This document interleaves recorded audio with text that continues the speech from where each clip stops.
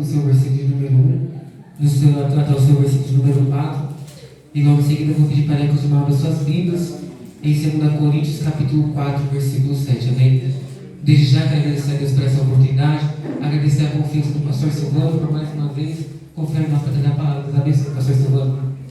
Amém? Todos acharam? Jeremias, no seu capítulo número 18, do seu versículo número 1 ao versículo número 4. Amém? Diz da seguinte forma: palavra que foi dita a Jeremias da parte do Senhor: levanta-se e desce até a casa do oleiro, e lá você ouvirá as minhas palavras.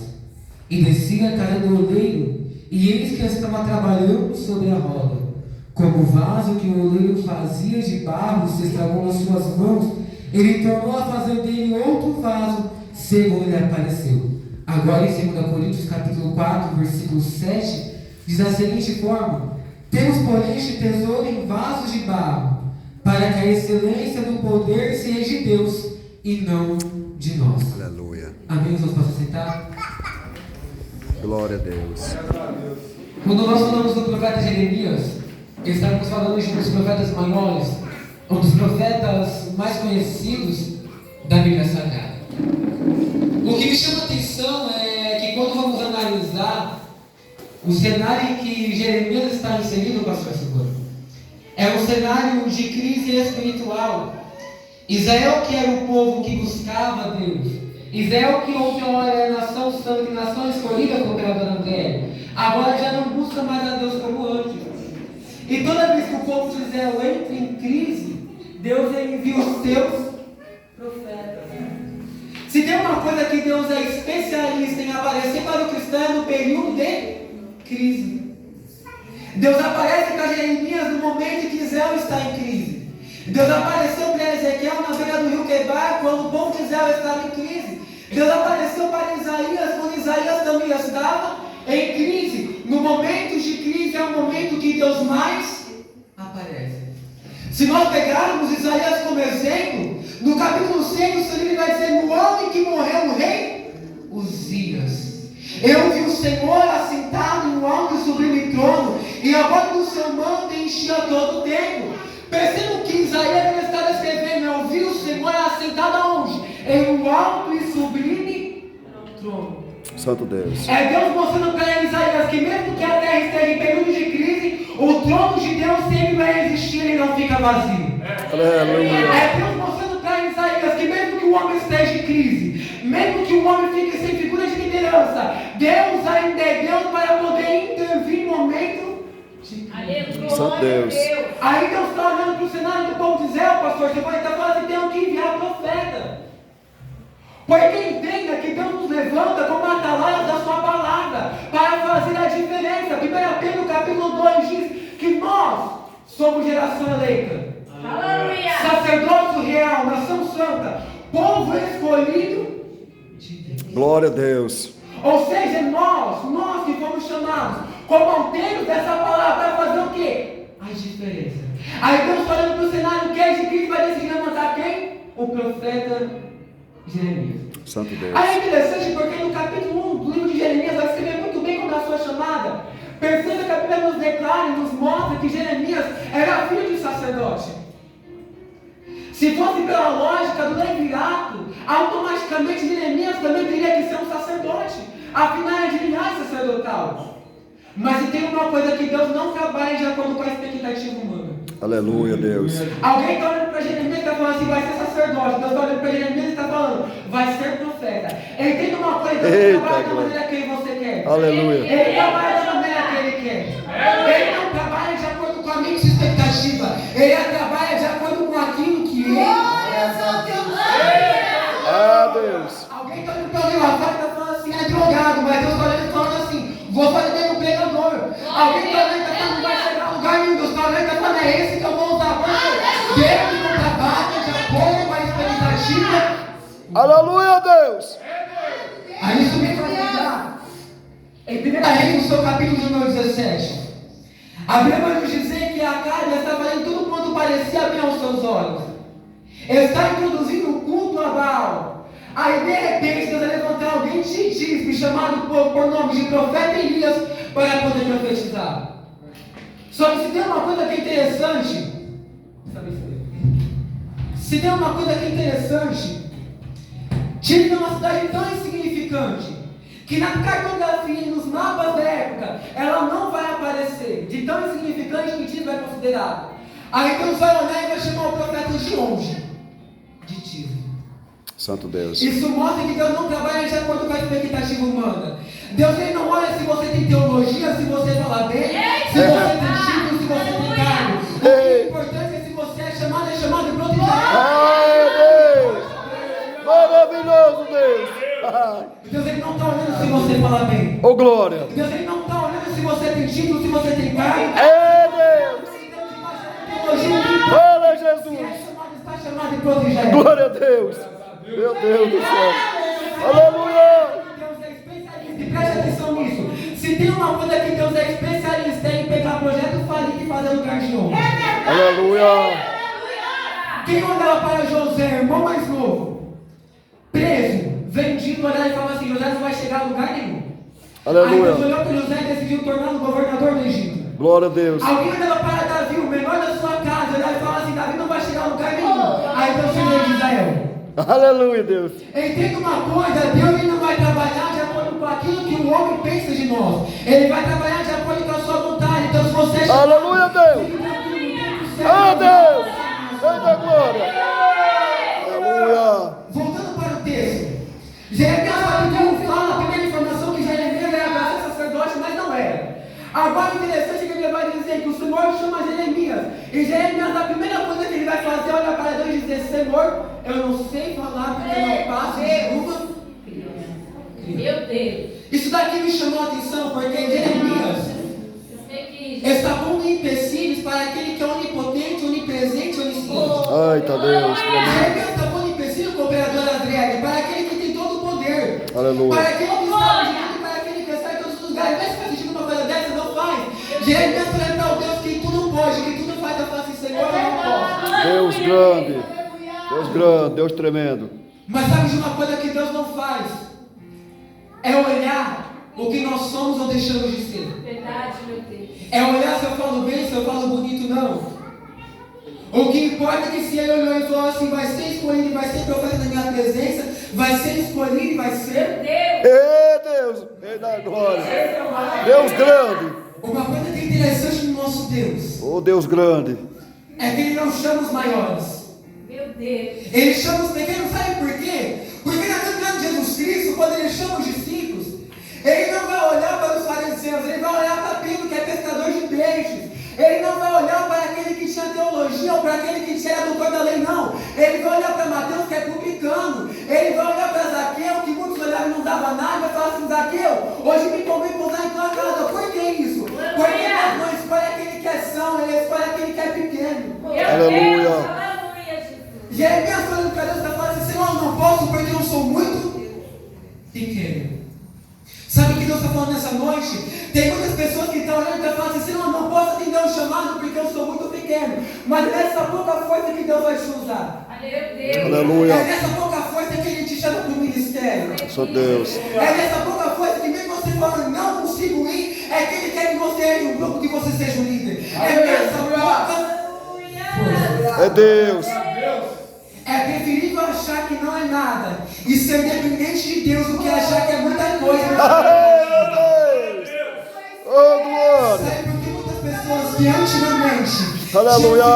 e hoje já não mais são líderes? É porque eles esqueceram de depender daquele que é dono de todas as coisas. Glória a Deus. Mas aquele que é pequeno, ele sabe que ele não pode nada, quem pode é Deus. Eita, Rei da glória, Quem fala é aleluia. Deus. Ele sabe que ele não fala nada, quem fala é Deus. É Glória a esse Deus. que um cristão que é dependente. Santo Deus, aleluia. Mas Glória. olhando para Jeremias no seu capítulo número 18. Santo Deus. A Bíblia vai dizer que Jeremias descreve dizendo da seguinte forma: e veio a mim a palavra do Senhor dizendo: Jeremias, desce à casa do rei. Santo Deus. Sabe o que é interessante, pastor Silvano? É que na posição que Jeremias está, Deus não vai falar com ele. Primeiro Jeremias tem que fazer o que o versículo fala? Descer. Aleluia. Do jeito que Jeremias está no conforto da sua casa, pastor Silvano, Deus não vai falar com Jeremias, porque a ordem é Jeremias tinha aqui Santo Deus. Sabe o que Deus está falando? Que ao ouvir a voz dele, começa a descer. Aleluia. Quer ser chamado? Começa a descer. Aleluia. Quer ser profeta? Começa a descer. Aleluia. Porque é somente descendo na oração e na humilhação que Deus ele resplandece na minha e na sua vida. Aleluia. É somente descendo. É somente me entregando aos pés dele que ele vai me usar. É somente me entregando aos pés dele que ele vai falar comigo. Santo Deus. A ordem de Deus para Jeremias é explícita. Jeremias desce a casa do oleiro. Santo Deus. Aí eu me lembro de Jeremias no capítulo 17, livro de Primeiras Reis. Elias é levantado como profeta, profetiza para Acabe. Aí Deus olha para Elias e fala assim: agora eu vou pôr Elias no quente. Santo Deus. Quente, de acordo com a etimologia hebraica, significa lugar de cortar e pôr o tamanho. Certo. Glória a Deus. Aleluia. Olha o contraste de um Elias que outrora estava profetizando para o rei e agora está no deserto. Santo Deus. Sabe que o cristão tem que se acostumar? É que nós passamos muito mais tempo no deserto do que exercendo o ministério. Santo Deus. Nós passamos muito mais tempo descendo do que pregando. Nós passamos muito mais tempo descendo do que cumprindo a agenda. É verdade, Jesus. Porque é no deserto que Cristo me amadurece. É no deserto que Cristo resplandece na minha vida. É no deserto que Cristo me corta e coloca no caminho do céu. Aleluia. É Deus olhando para Elias e está falando assim: Elias, você não pode nada, eu vou te colocar no deserto para você ser dependente de mim. Sabe por que você está no deserto? É para poder ser dependente. Oh, maravilha, Deus. Entenda uma coisa. Deus não nos coloca no deserto à toa. Deus não nos coloca na provação à toa. Deus nos coloca para nos amadurecer. Santo Deus, Rei da Glória. E é até interessante porque quando o Senhor ordena para que Elias vá até o Querite, Deus já tinha dado ordem para que os corvos o alimentassem. Santo Deus. Entenda uma coisa, Deus não nos coloca no deserto, é uma concepção errada que nós temos. Que Deus nos coloca no deserto para nos abençoar, não. Quando Deus nos coloca no deserto, Ele já preparou a bênção. Deus é tremendo. Deus não colocou Elias, pastor Silvano, no deserto primeiro, para depois preparar o pão, a carne e a água, não. Ele preparou o pão, a carne e a água primeiro, depois colocou Elias no deserto. Aleluia. Então, para que serve o deserto? Para me amadurecer. Santo Deus. Para que eu possa entender a ser o que é dependente de Deus. Aleluia. Elias vai para o deserto, mas o Deus da providência já está com Elias. Sabe por que uma coisa que nós confundimos muito? É achar que no deserto estamos sozinhos. Não. No deserto Cristo está conosco e está passando todas as etapas do processo da nossa vida. Aleluia. Quando Ele nos coloca no deserto, Ele não nos deixa sozinhos. Ele passa conosco. Santo Deus. A prova disso é o próprio Jesus Cristo. Fazendo-se um jejum de 40 dias e 40 noites. O Espírito o leva para o deserto. O diabo tenta, Jesus Cristo resiste. Quem aparece? Os anjos. Santo Deus. Deus já estava com Jesus Cristo no deserto. E não é diferente na minha e na sua vida. Deus está conosco em todos os momentos da nossa vida. Amém? Jeremias capítulo 18, versículo 4 diz: Jeremias desce a casa do oleiro, ou seja, ele obedece a ordem que Deus mandou para ele.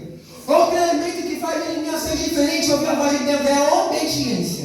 Santo Deus. Sabe qual é o problema da nossa geração? É que nós queremos exercer alguma coisa e não queremos ser obedientes a Deus.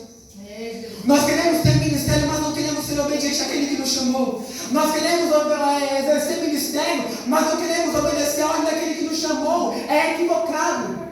Para nós ouvirmos a voz de Deus, necessariamente teremos que ser obedientes. Santo Deus. Jeremias obedece, então ele desce. O que ele vê? Um vaso.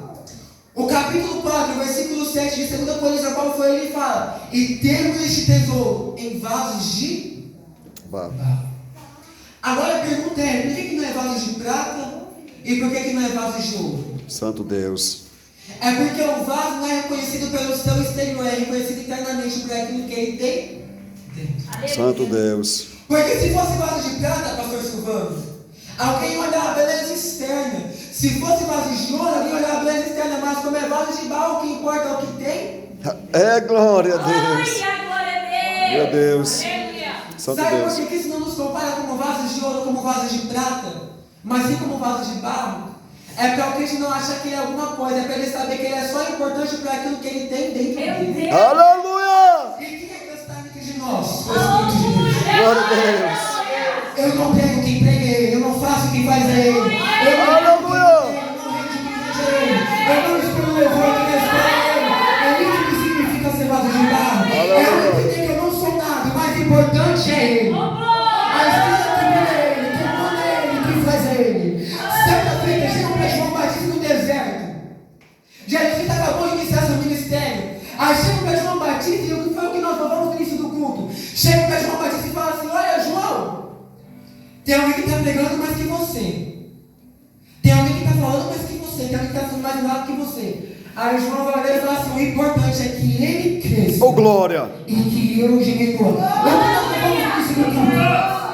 Que ele cresça e que eu diminua. Aleluia! Sabe o que tem que crescer na sua vida? Não é nós, é ele. Glória a Deus! Porque quando o vaso acha que é muita coisa, Deus pega, quebra e faz um novo vaso. Ei, Jesus! Jeremias 10 da cara de Olim. Meu Deus! Vê o vaso. E é interessante que o vaso tem 3 etapas de sua importância. Primeiro, ele está na sua forma bruta, ou seja, a maneira que ele está não pode ser utilizado. Primeiro o oleiro vai pegar o vaso, vai tirar todas as impurezas e depois vai começar a modelar o vaso. Modelar o barro, que aí não está no formato de vaso. Perceba que o primeiro elemento é retirar as impurezas. Porque Deus não trabalha com vaso desconcertado. Eita, meu Deus! Deus não trabalha com vaso de qualquer forma. Jesus! 1 Reis capítulo 18, pastor Silvano. Poderia estar os profetas de Baal e Asa.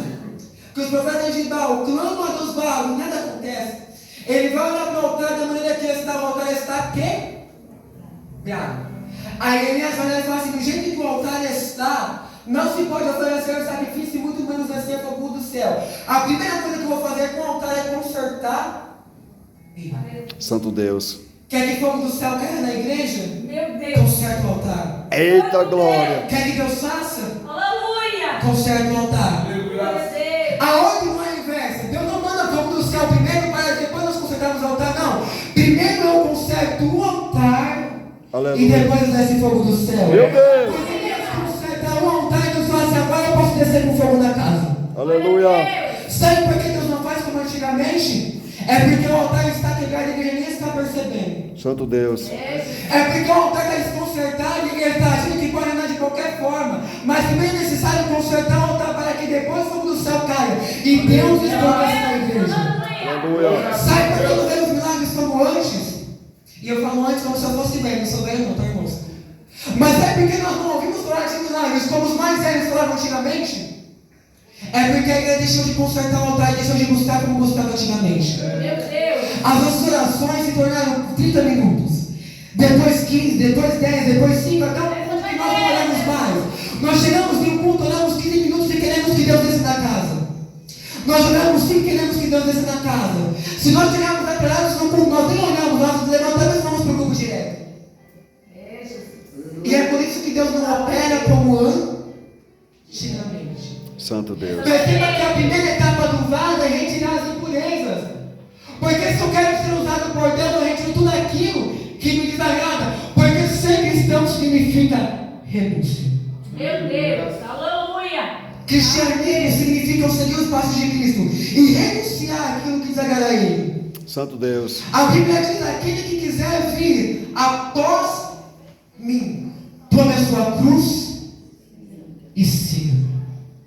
Não é da maneira que nós queremos, é da maneira que Ele quer. Santo Deus! Não é da maneira que nós achamos que devemos fazer, é da maneira que Ele acha que nós devemos fazer. Porque quando Paulo ele escreve a carta aos Coríntios, ele diz: não sou eu mais quem vivo, mas é Cristo quem vive em mim.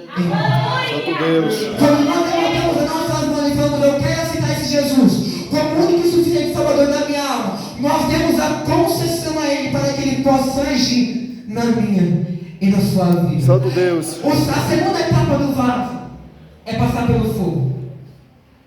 E passar pelo fogo não é fácil. Passar pelo fogo não é fácil. Passar pela prova não é fácil. Passar pela adversidade não é fácil. Quantas provas que nós já não passamos? Quantas provas que nós olhamos para Deus e falamos assim: Senhor, não tem mais jeito, vou desistir, vou entregar tudo, não quero mais. Quantas coisas que nós olhamos para Deus e falamos assim: se fosse depender de mim, eu já nem estava mais aqui da igreja, porque ser vaso não é fácil. Santo Deus.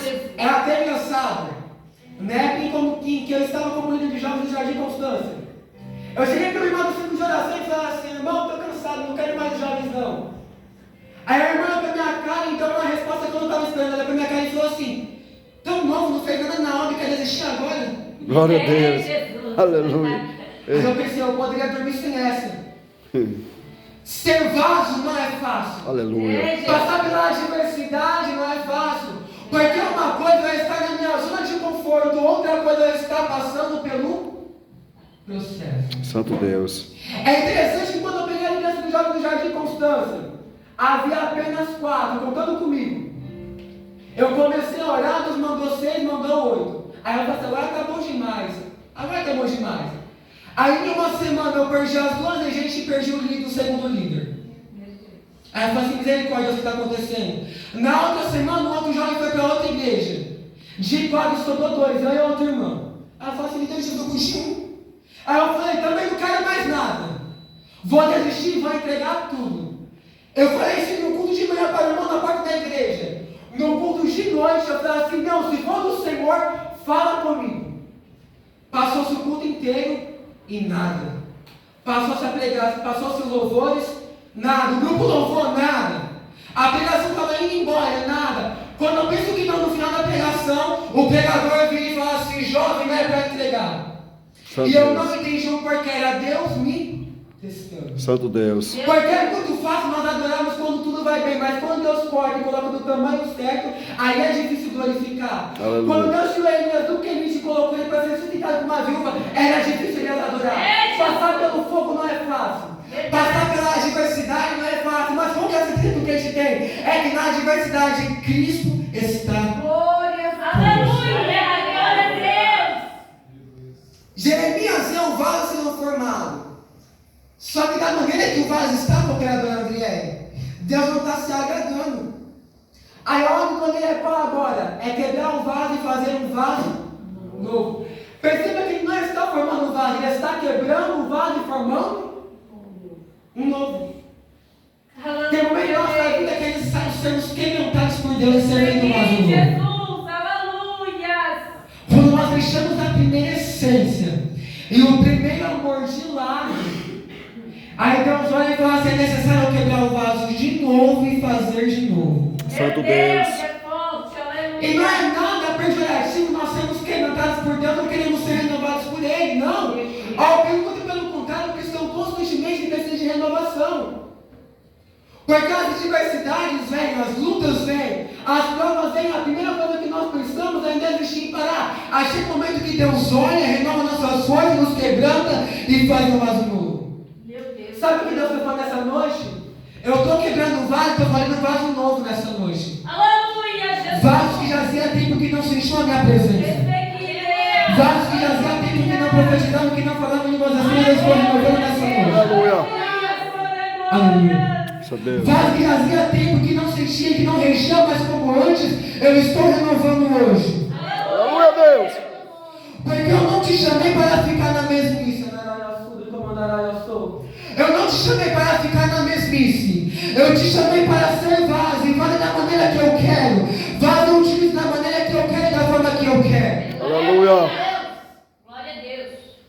O Senhor quer renovar vidas nessa noite. Santo Deus. O Senhor quer transformar vidas nessa noite. Só basta você dar o primeiro passo. De você olhar e falar assim: Senhor, eu reconheço que não estou mais como antes. Eu reconheço que eu não sinto mais a sua presença como antes. Me renova, que Ele vai te renovar nessa noite. Segunda Coríntios capítulo 4, versículo 8. E aquela história que eu contei que ela se foi. Diz assim: deste forma, em tudo somos atribulados, porém não angustiados. Ficamos perplexos, porém não desanimados.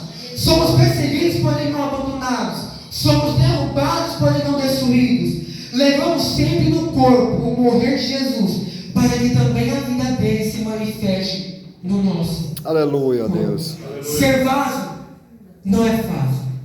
Perceba o que o texto fala. É todos somos atribulados, mas não angustiados, perplexos, mas não abandonados. Cristo não nos abandona. Na adversidade Ele está conosco. E Ele é fiel para poder nos tornar em vasos de honra. Clame aí nessa noite que Ele é fiel para poder mudar a mesma situação.